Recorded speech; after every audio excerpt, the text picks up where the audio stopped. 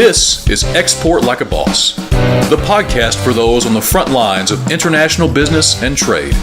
Succeed in business on a global scale. The planet is your market. Here is your host, Alberto Rodriguez Baez.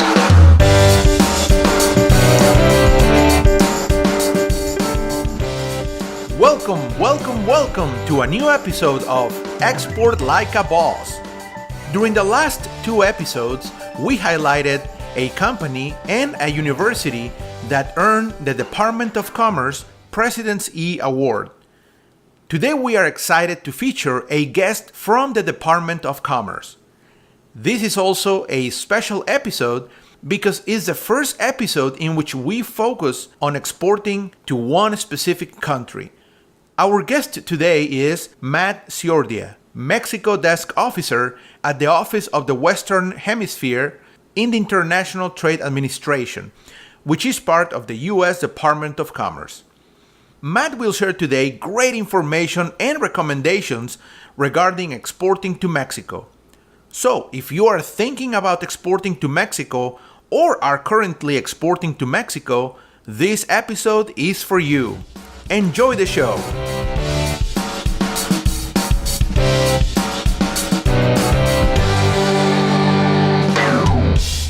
Matt, how are you doing? Pretty good. How are you today? Very well, thank you. Matt, how long have you been working at the International Trade Administration? So I've been with the International Trade Administration for about 2.5 years. Part of that was with our Director General for the U.S. Foreign and Commercial Services Office, and currently I'm one of the Mexico Desk Officers in the Office of the Western Hemisphere. Can you tell us a little bit more about the International Trade Administration and the U.S. Commercial Service? Sure. The International Trade Administration's mission is to strengthen the competitiveness of U.S. industry, promote trade and investment, and ensure fair trade through the enforcement of our trade laws and agreements. ITA works to improve the global business environment and helps U.S. organizations compete at home and abroad. So that's ITA. And the U.S. Commercial Service is the trade promotion arm of the ITA. We operate in over 100 U.S. cities and in more than 75 countries to help companies get started in exporting or increasing their sales to new markets. The Commercial Service offers a full suite of country-specific export promotion services and market access advocacy for U.S. companies and promotes the United States as an investment destination. These services can range from counseling, matchmaking between a U.S. company and foreign companies, to customized market research, and something we like to call commercial diplomacy, which is when the United States government seeks to overcome trade obstacles to allow successful entry into a market for U.S. companies. Matt, as a Mexico Desk Officer, can you tell us how many offices does the U.S. Commercial Service have in Mexico? Yeah, so the Commercial Service is physically located in our embassy in Mexico City, which is more centrally located in Mexico. We also have an office in Guadalajara, Jalisco, in the western part of Mexico, and then another office in Monterrey, Nuevo León, in the northern part of Mexico. So all in all, we have 3 offices located in various parts of Mexico, but we in the Commercial Service are dedicated to serving U.S. companies interested in doing business throughout all of Mexico. Do you know approximately how many specialists work in those 3 offices? So we have about 10 commercial officers in those 3 offices, the largest being Mexico City. And then we also have between 30 and 35 locally employed staff. And these are our commercial specialists that focus on specific industries or projects throughout our 3 offices. And besides Mexico City, Monterrey, and Guadalajara, what are some other important cities in Mexico for U.S. exporters? So for starters, I would definitely recommend U.S. exporters looking at Tijuana. That's near the San Diego, California border. Tijuana has more than 500 manufacturing companies, and the major industries in Tijuana are ones that U.S.-based firms typically have a competitive advantage in, such as medical equipment, electronics, aerospace, and the automotive sector. Also, due to Tijuana's close proximity and integration into the U.S.-Mexico supply chain, and to a broader degree the entire North American supply chain, it means Mexican companies are familiar with doing business with American suppliers and businesses. Another option exporters might want to look at taking advantage of is the nearby surrounding towns of Mexico City, such as Querétaro, Toluca, and Puebla. By looking at these cities around Mexico City, you're taking advantage of the infrastructure and services that are part of the larger metropolitan area. In these cities, we're seeing a growing number of opportunities in the education, aerospace, and automotive sectors as well. You mentioned earlier the mission of the U.S. Commercial Service in Mexico, but if you could give us a practical overview of what the U.S. Commercial Service does in Mexico, what would that be? So I think the basic mission of the Commercial Service, both in Mexico, in the United States, through our network of overseas and domestic commercial service offices and our team here in Washington, D.C., is to really advocate and protect the business interests of U.S. companies and assist export-ready companies either already operating in Mexico or seeking to expand their business in Mexico.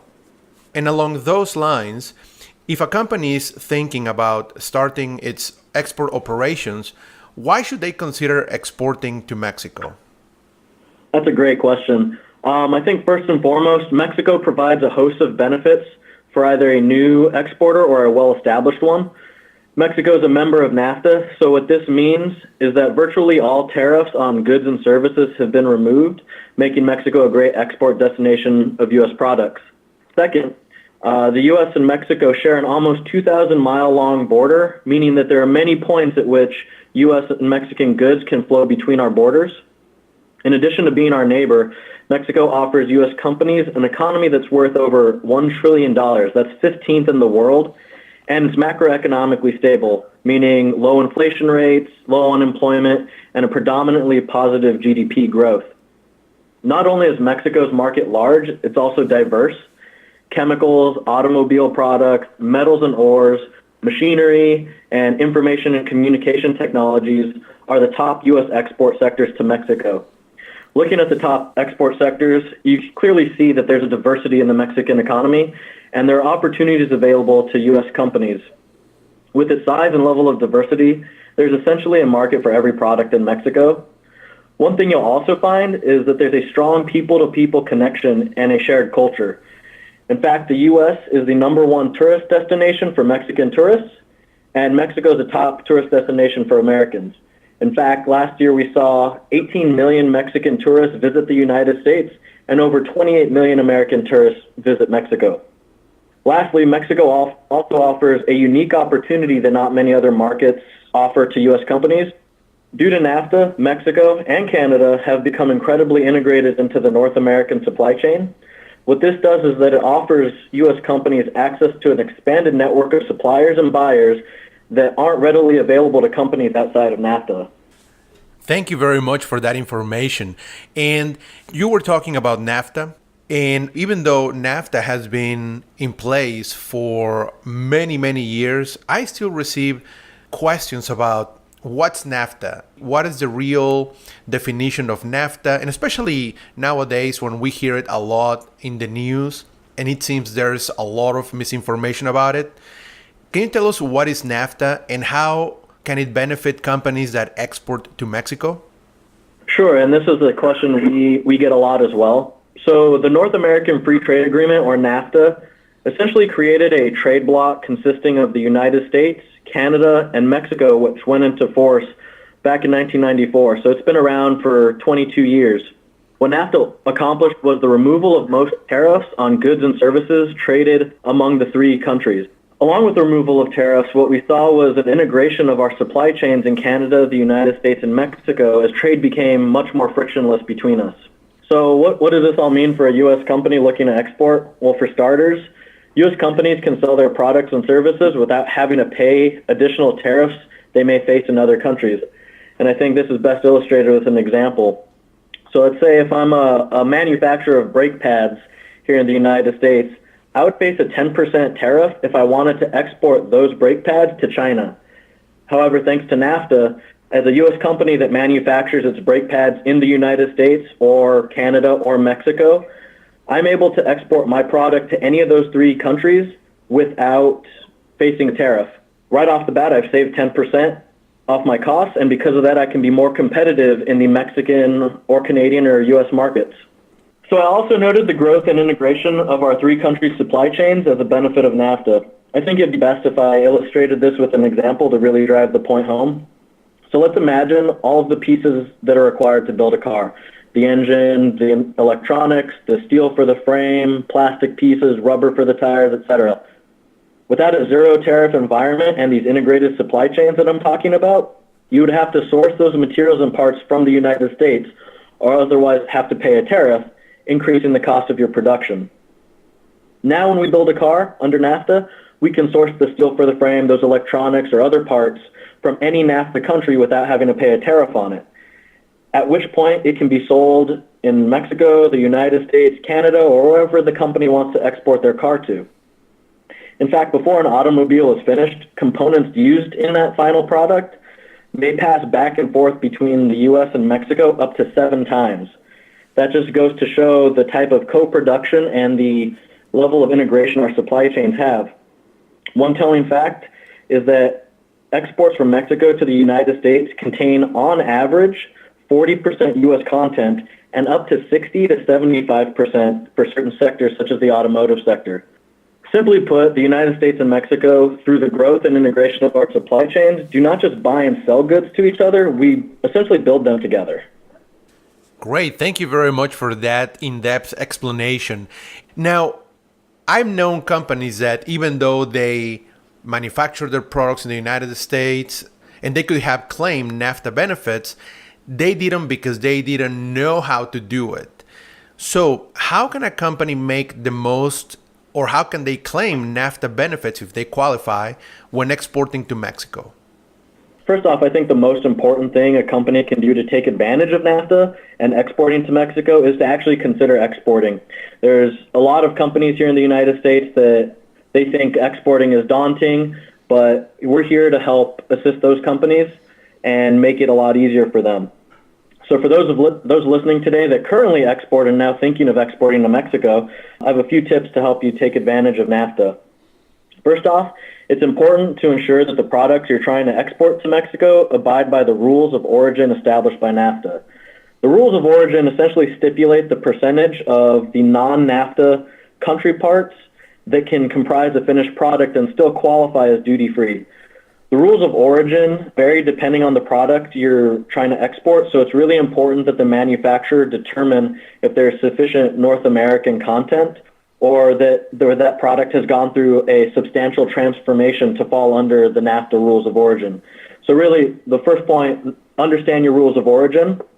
The second point is, and we tell this one to both new and very experienced exporters, is to work closely with the customs broker. This will help ensure that you have all the appropriate documentation and that your product is appropriately classified, which will avoid any delays at the border when your products are being processed into Mexico. While we always recommend to work closely with the customs broker, our office in Monterrey, Mexico, is also able to assist you with understanding the basics of Mexican customs. So overall, really work with the customs broker and understand your rules of origin, which your customs broker can also help you with. And those two big points will really help make it that much easier for you to export and take advantage of NAFTA. Great, Matt. Thank you very much for that information. And we will make sure to include the link to the contact information for the U.S. Commercial Service Office in Monterrey and also in Mexico City and Guadalajara in this episode's notes on our website. Now, let's talk a little bit more about the specifics of doing business in Mexico. Matt, what are some of the misconceptions people have about doing business in Mexico and Mexico as an exports destination? That's a great question, Alberto, and that's one that we often get from new exporters as well as well-experienced exporters. I think there are several misconceptions about Mexico when it comes to doing business, and one that seems to be most relevant in today's climate is the thought that Mexico is not a safe place to do business and that our relationship with Mexico revolves around security issues. I think at a point in the past this was the case, but you can see how the focus has evolved to center around our shared economic success over the last 20 years, essentially since NAFTA went into force. Case in point for this shift in focus was the creation of the U.S.-Mexico high-level economic dialogue. This dialogue was created by President Obama and Nieto in 2013 as a forum where our two governments can better collaborate to advance our commercial relationship and drive economic growth. To put it plainly, if Mexico wasn't a safe place to do business in, we wouldn't have over $580 billion in total trade between our two countries. That number puts Mexico as our third largest trading partner, behind China and Canada, and not to mention our second largest export destination in the world. So that was one misconception. Another misconception we often hear about is that you should only consider doing business in Mexico if you're looking for unskilled and low-wage labor. While there's an abundant supply of unskilled labor in Mexico, there's also a growing supply of highly skilled labor. One report from the World Economic Forum reports that Mexico graduated approximately 114,000 engineers in 2015. That puts Mexico eighth in the world. These graduates work in a variety of different fields, from the automotive and aerospace sectors to research and development centers throughout Mexico for U.S.-based tech companies. So when you decide to do business in Mexico, you're accessing both a low and a high-skilled labor market. Overall, doing business in Mexico allows you to access a large, safe, diverse, and advanced market. And so, even though there are these misconceptions, I think that they're not very well founded, and hopefully after listening to the podcast, I've helped debunk them a little bit. One thing that I would like to add is that Mexico is also home of large pockets of wealthy buyers that like and seek American goods. So just one more thing from my personal experience. Now, Matt, I would like to hear about market entry strategies. So what are some market entry strategies that companies thinking about exporting to Mexico should consider? I think there are a few general points that U.S. companies should be aware of when entering the Mexican market. The first and probably most important I can make, and that our commercial service in Mexico always makes, is to find a local representative or distributor for your company.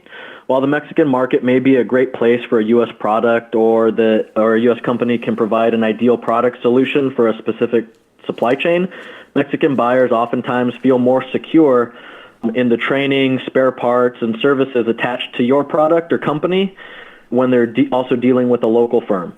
In addition to maintaining a connection to the local firm or distributor, it's important to understand the cultural differences that exist throughout Mexico.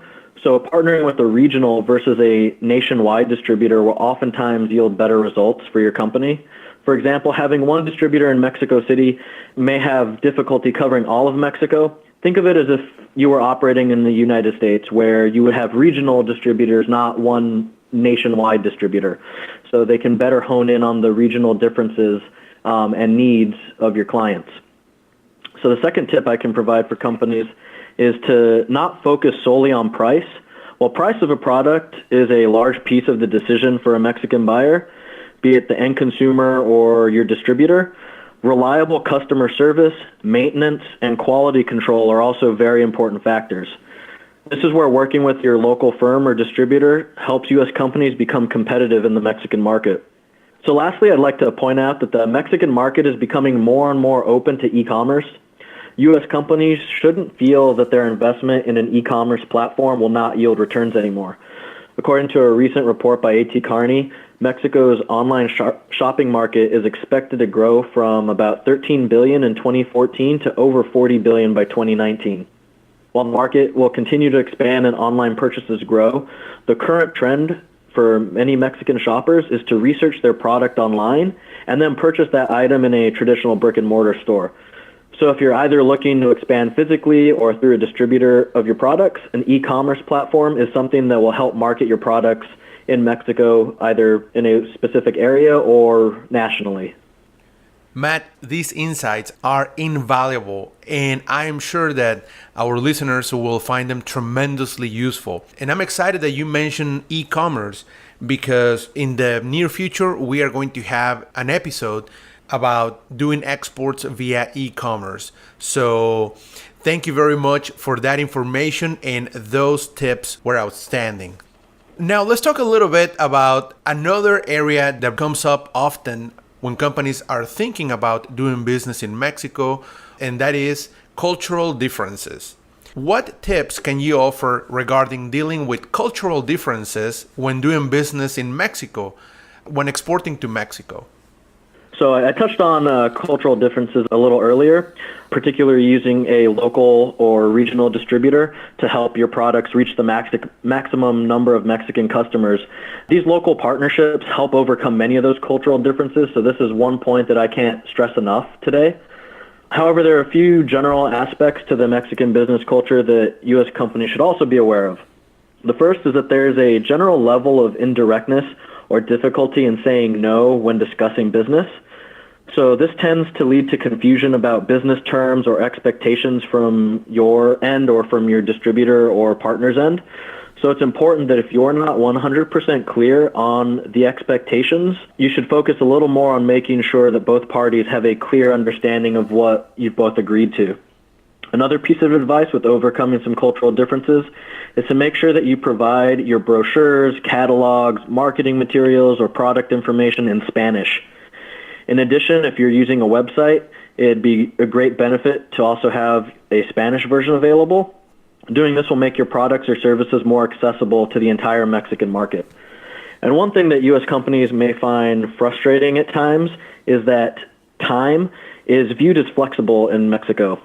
So start and end times for meetings should be viewed as estimates, and the business portion of a meeting may actually take some time to get to. This is partly because cultivating a strong, long-term and personal relationship is part of the business culture in Mexico. So it behooves U.S. companies to get to know the individuals they're working with in Mexico and vice versa. Some exporters are reluctant to consider Mexico as an export destination because of the news that we hear about crime and the lack of safety in Mexico. Can you address the safety issue? Definitely. Like you said, I spoke to this a little earlier, but again, would like to reiterate that yes, Mexico is a safe country to do business in. Like any country, there are areas that are less safe than others.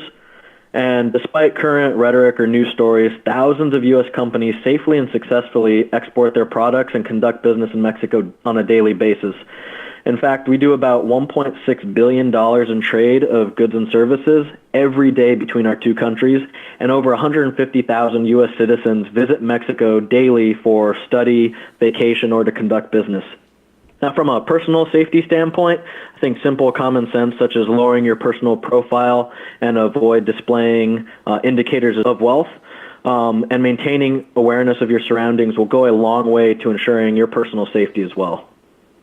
And along these lines, do you have any recommendations for exporters to make the most of their visits to Mexico? That can be about traveling, that can be about do's and don'ts. What would be some of your recommendations as far as making the most of your visits to Mexico for business? So first off, I'd like to say that all travelers, no matter where you're going or when you're going, you should visit the State Department's website for any travel advisories and just general information for traveling into your country. They have information on, any visa requirements or entry requirements. So that's just a general tip we like to tell everyone. Check out the State Department's website for your country. From a business perspective, I'd recommend that when you're traveling to Mexico, you try and set up as many meetings and site visits as you can. Really pack your schedule. This will help save you money from having to travel more frequently and allow you to meet many more potential buyers, suppliers, or distributors for your products. The commercial service in Mexico is able to help assist you in meeting those Mexican companies that can either offer you the types of services you're looking for or who are actually interested in purchasing your products. So I would also reach out to them when you start planning your trip to Mexico to do some business. I'd also recommend that you expand your search for potential markets outside of Mexico City. Oftentimes, people have a focus on Mexico City because it's the capital, it's a large metropolitan area. But as I touched on earlier, there are many other areas to expand your business into the surrounding areas of Mexico City, Tijuana, Guadalajara, Monterrey, along the U.S.-Mexico border. So really, expand your search. And the U.S. Commercial Service can also assist you in identifying the market that may be best for your product.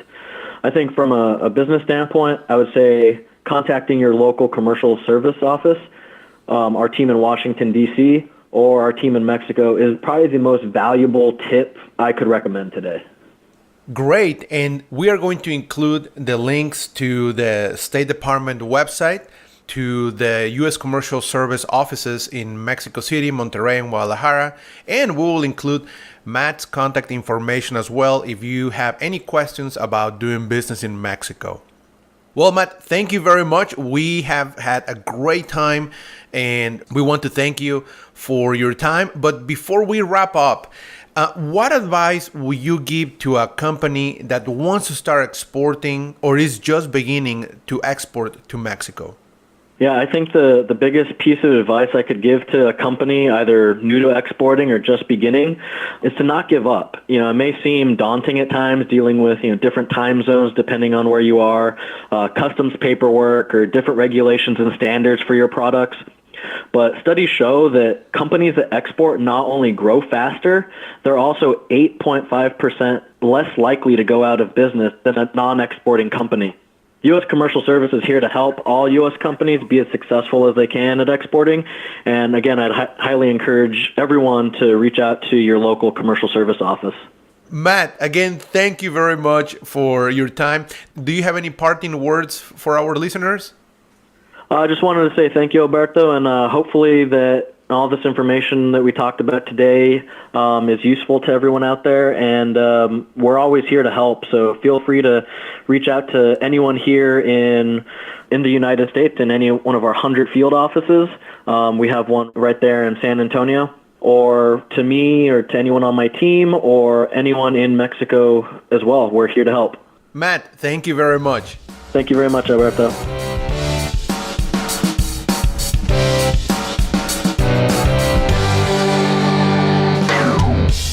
We want to thank Matt for taking time for this interview.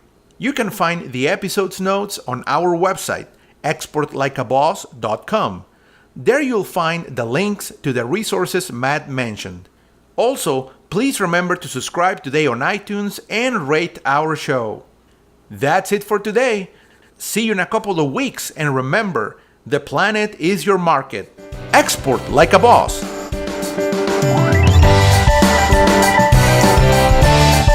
You've been listening to Export Like a Boss, the podcast for those on the front lines of international business and trade.